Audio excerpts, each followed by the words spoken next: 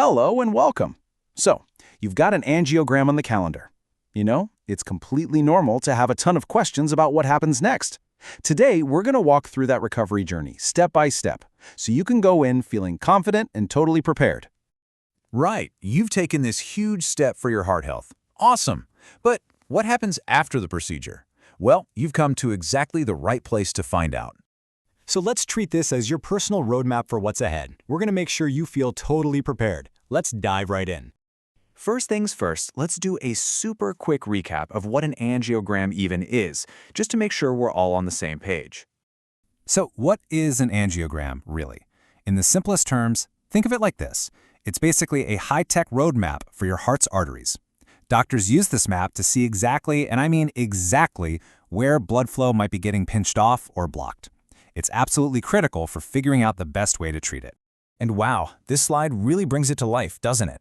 On the left, you can see how that special dye lights up the artery and reveals a major blockage. See how it's pinching off the blood flow? But then, look at the right. After a tiny little mesh tube, called a stent, is put in place to prop the artery open, bam! Wide open path. The blood is just flowing freely. It is a total game changer. And this quote from a leading cardiologist really nails it. An angiogram gives your doctor the crystal clear, precise information they need to build the best possible treatment plan just for you. Okay, so what actually goes down during the procedure itself? Let's peel back the curtain and do a quick 60-second breakdown. No scary stuff, I promise. It's really just a carefully choreographed four-step dance. First, they numb the spot where they'll start, so you should only feel a little bit of pressure. Then, that super thin catheter is skillfully guided up to your heart. Next comes the dye. Now you might feel this sudden warm whooshing feeling. That's totally normal, and it's over in a flash. And finally, the X-ray machine captures these incredible live-action images, giving your doctor that perfect roadmap of your heart. All right, let's get to the part you're probably most curious about, the recovery. What does it actually look and feel like? Let's check out the timeline. That first week is all about one thing: listening to your body. Your one and only job for the first day or two, rest. Seriously, take it super easy. After that, you can start slowly adding back some light activity, like short walks. By the end of the week, you should be feeling a lot more like yourself, but it is so important to follow the specific instructions your doctor gives you. Okay, to make all this even easier, we've put together a 7-tip action plan. Think of this as your personal checklist for a smooth recovery. Let's dive right in. First up, and this one is an absolute non-negotiable, you've got to plan your ride home. And let me be super clear about this. This isn't just a suggestion, it's a safety rule. That sedative they give you, it's great for the procedure, but it can mess with your reaction time and judgment for hours, even if you feel perfectly fine. So make sure a friend, a family member, or a car service is lined up to get you home safely. All right, tip number 2. Let's talk about moving around, and more importantly, not moving around too much. Your body needs a minute to heal that tiny little spot where the catheter went in. And that means no heavy lifting. The rule of thumb? If it's heavier than about a gallon of milk, leave it be for at least a week. Gentle walks are actually great, but pushing it too hard too soon can cause problems. Okay, up next, keeping an eye on that insertion site. So, you might notice a little bruising or even a small lump. Don't panic. That's pretty common and it'll fade. Your main mission here is to keep that area clean and dry to prevent any infection. That means no long soaks in the tub, no hot tubs, and no swimming until you get the green light from your doctor. Tip number 4 is all about what you're putting in your body to help it heal.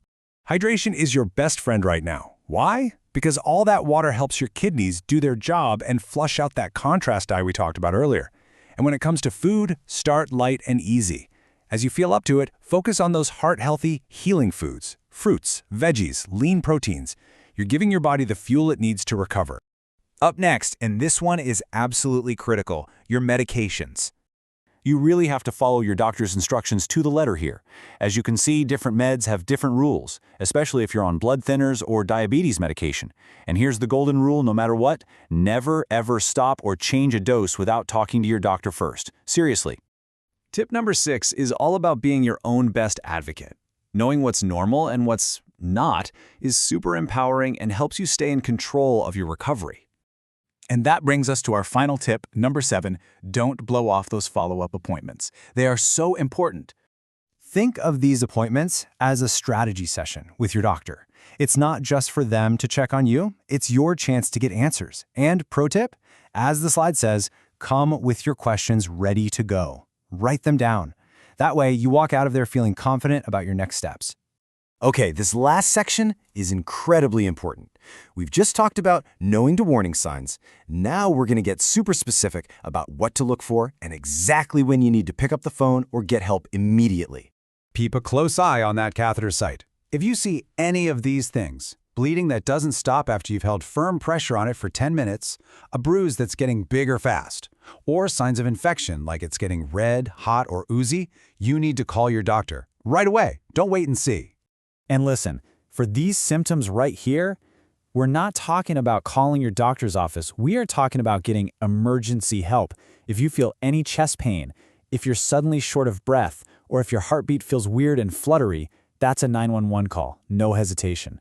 So there you have it. You are now officially armed with the knowledge you need for a really smooth recovery.